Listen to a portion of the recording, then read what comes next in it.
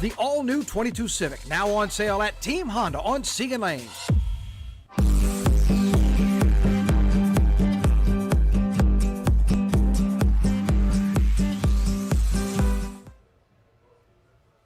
I ended it a little bit early. Well, you know what? Turn down the music. You just wanted to get to it so you can get to this heat right here. Because I'm excited. You know why I'm excited? Tell me. It's the last day. We're expecting a heat advisory. Thank goodness, man. Doesn't mean it's not going to be hot tomorrow, because it's still going to be hot. It is. But the thing is, and this is what Steve has been talking to us about, Steve Caparotto in the morning. Anybody with a doctor in front of the name you kind of tend to listen to. Well, half a dozen days in a row we've been dealing with this in South Louisiana.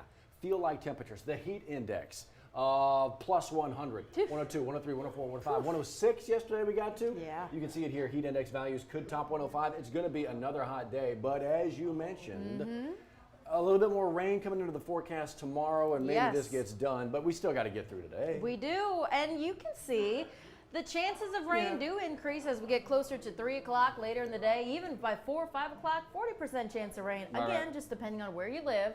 But the great thing about WAFB.com and the First Alert Weather app is that you can track all of this for yourself. Because yesterday, I heard that thunder rumbling, but never saw any of that rain. Gotcha. So you never know where it's going to hit, but just know, as those rain chances increase, we're hoping for like a 2-degree cool off in the days to come. Few. So we hope for that. That's and again, that's going to be like the actual temperature cool off, like 2 or 3 degrees cooler. The feel like temperature, I mean, it's going to be 105, 106 feel like today. The feel like tomorrow could be 10 degrees better with a feel like. Right. So that makes all the difference in the world. Just, again, got to get through today. Steve's been telling us to watch out for it, and we'll continue to do exactly that. We will certainly try. Yep. Yes. Big news today as well. And actually it was big news yesterday too, but kind of take two for Our Lady of the Lake as we kind of give you a look right here at the statewide case totals for COVID. But big news for Our Lady of the Lake, they're getting some help. Yes, they are. So yesterday they got some 100 workers coming in all over the state for all of OLOL's facilities. So they've got places in, they've got branches there in Alexandria, Lafayette, Northern Louisiana. But today, just at the Regional Medical Center there in Essen Lane, take a look at this. Callie Hubbard was live actually with our Brandon Shackelford there in the last hour as this happened. Can you hear it? Who's coming down the hall? I mean, that's just, you wish obviously this did not have to happen because you understand the circumstances that makes this necessary. But man, they just look awesome. The cavalry's here. Yeah, they just look awesome coming down the hall like, all right, let's go. Let's go, let's go. And they are ready to help out the staff there at OLOL in their ICU unit. And you can see quite a few of them have come in to help. And unfortunately, this is what we saw at other area hospitals last year early on in the pandemic. And unfortunately, we are seeing the need for them, but we're certainly grateful for their help and service here. So again, as Liz mentioned, you had the 100 plus coming in yesterday to all those facilities around the state, this specifically to the OLOL facility in Baton Rouge. But yeah, you see them just kind of marching down the hallway, and you understand the workload that's already been on these healthcare heroes of ours for 18 months now, plus. And so a little bit of extra help coming in. That's the Department of Defense sending in some folks right there. It's been a lot. It really has. So Callie has actually had a really busy morning. So she was truly actually has. live at EBR school this morning talking about the COVID testing procedure. And this is something that they said that they would do here as needed, right? So now teachers are required to show their vaccine status, and on top of that, get tested for COVID-19.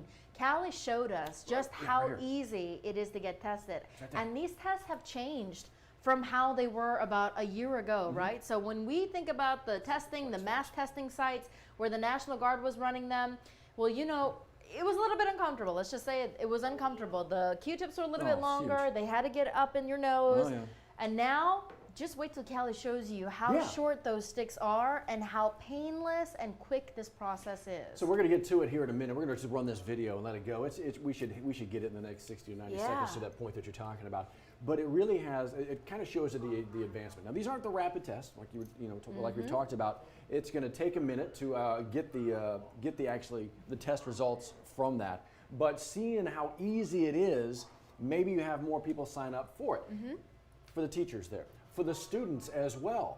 my daughter goes to school. Yeah. She's a junior in the East Baton Rouge public school system. And they sent out the notifications, hey, this is happening, this is an opportunity, you have to sign up. Right. You have to sign your children up as a parent. And we did that with our oldest daughter, junior in high school. She actually got tested yesterday. Yeah, how was it for her? She said it was no big deal, no problem. And the whole idea is that they'll begin to speed up the process, they'll get used to it, get better at it as you kind of go through it. Everybody kind of does get better, gets a little bit faster. But she said it's like no big deal, piece of cake. And you're about to see a piece of cake with Callie right here as well. Yeah, so the process she walked us through this morning that your daughter went through yesterday, they're going to ask you for your information, your name and your birth date, but you do have to register for this, especially if you are a parent of a child. You need to pre-register for this just so kids can't show up and just automatically get tested. So after she provides a name, date of birth, they're going to put that in their system, and then you're going to see the test here. Orion Industries is the company, I believe, that's operating this testing site. So you can see Callie's going to take her mask off, and the device they're using to test now is literally the size of a Q-tip. It is no longer the long device, and it's not going as high as it used to go, right? So the test is a little bit different, but Callie told us herself, you saw it for yourself. Quick and painless. Right. They send it Easy. off. They get the results. Right. And it's just a better way to truly track maybe where this virus is, maybe some potential hotspots. Right. Trying to eliminate hotspots because if these kids or teachers test positive, there are protocols in place. To, isolation rooms. Exactly right, to get them kind of out of the area. Yeah. But the simplicity of this, the simplicity of testing to begin with has always kind of been key to helping fight this virus. That was easy. And it's a resource we have in EBR schools. So if you are a parent, you're curious about it, contact your school to see which company they're going through and how to register for that testing. Very easy. All this right there. Yes, My news app and WAFB.com. Yes. All right. So from that to, did you watch any of the Saints game last night? I napped earlier to watch this. Did you? Yeah, and it was a great rebound from the first preseason game. Yeah, it was. Well, heck, the first preseason game we had like half a dozen turnovers. Yeah. And at some point you realize just how important these preseason games are this time around for the Saints. Everybody trying to figure everything out. Little quarterback battle going on between Jameis Winston, Taysom Hill. I think we got some answers last night. Yeah, did you see who started last night? Mr. Jameis Winston, and pretty successful at that. Yeah. It's awesome to see that. It is. It kind of is. And the catches that were made by Marquez Coleman and the 2 touchdown receptions from Coleman, ridiculous. Jameis put him in the right spot. Callaway? Tight windows. Did I say Coleman? I say Callaway. Marquez Callaway. Ridiculously tight windows. And Callaway fighting for that ball, being able to make those catches, that diving touchdown in the end zone for that first one, that over-the-shoulder touchdown for that second one. To see that in less than a quarter of play from Jameis, and turnovers were the issue for Jameis. And so could he begin to limit that? Again, preseason, but that was a good show. And he was saying in the sound that we used today, he hadn't started in so long. So it was exciting to be out there to be able to show out like that. But he wasn't the only person that showed out yesterday. Taysom Hill also got some reps in too. He did. He was in the game last possession of the first quarter and then stayed in the game for the second quarter all the way through the third quarter. He ended up throwing for a few more yards, but Jameis was 9 of 10 passing. Taysom ended up going, he was 11 of 20, so the percentage wasn't there. Had a touchdown as well, and that was a much longer sample size, full. That's a good way to full put 2 it. quarters. So, but I think what fans are seeing right there may be the answer. One more preseason game to go. That's coming up on Saturday. But I think Jameis may have just wrapped it all up. If he hadn't had it before, because Coach can be close to the vest. He may have already made up his mind. Right. I think this right there was the game. Do you think this Saturday will be the ultimate? You know what? I think Game 3 in the preseason this time around is kind of like the Game 4 in the preseason last year. Because remember, we always had 4 preseason games before. Now we just have 3. I think the Game 2 now is the make or break game. That's where they kind of really make the decisions. Yeah. The last thing they want to do in Game 3 is get Switch anybody it up hurt. again. Right. That's it. I mean, Game 4 in the preseason back in the day was just kind of, nope. Are you kidding? The starters that you know of are sitting on the sidelines. You got a few guys trying to maybe make the roster, a few guys trying to maybe see what they can do. Yeah. I don't think they're trying to upset the apple cart on Saturday. They're certainly not trying to get anybody injured before the real season begins. So I think this is it. I think that's it right there. Well, then lots to look forward to. Yeah. If yesterday was any indication of what's to come, then we are excited. We are. Yes. This was fun while it lasted. I know. But it is over for the boys from Lafayette in the Little League World Series. Look, just to make it to the Little World Series is a really big deal. It so is. congratulations for making it this far. But you were talking about Ohio just doing better Yeah, yesterday. a little bit. And this is the elimination bracket. You can kind of see it down here. It's Louisiana lost their first game to South Dakota, who, by the way, just keeps on winning. South Dakota, they got a pitcher who's just ridiculous. I mean, look at their route, yeah. So, yeah, South Dakota and California taking on each other in the winner's bracket game. But Louisiana lost that first game, came back over the weekend and beat a good Pennsylvania team, but lost to Ohio, who really did bring the bats and lost 8-2. So that wraps it up with the World Series for the team from Lafayette, Louisiana. It's always fun when the crew from your home state makes it to this level. But yeah, it's big time. Yeah. Just making it to Williamsport is a ridiculous accomplishment. Not many people actually get to play in the Little League World Series. A very select group, and they're a part of it. Congratulations on that run. Yeah, Very it really is exciting pretty cool. nonetheless. Something else we talked about this morning. Yes, if you have been talking about wanting a dog, wanting to adopt a dog, maybe even to go look, this is a good time to go to Companion Animal Alliance. So they're there on LSU's campus. They're offering adoptions for $15 until like mid-September. So you want to jump on this. This is going to be, what a great opportunity. Because sometimes adoption fees can get kind of expensive. Yeah, and maybe that can, I pump the brakes on that. I don't have 100 or 150 or 200, whatever the heck it is, depending on where you're going and the time of year, to drop that kind of money. $15 to go and pick up a furry friend, and all of a sudden your family is that much better off for it. You adopted. I did. I did too. From Companion Animal Alliance. There you go. Yeah. It's just the way to go. It is. If you can save a dog, you don't know what their situation, their circumstances before getting to the shelter.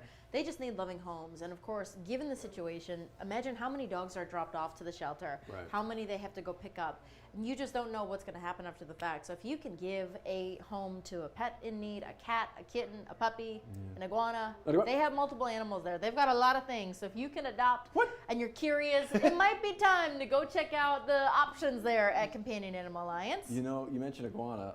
My oldest daughter doesn't want an iguana, but she wants a snake.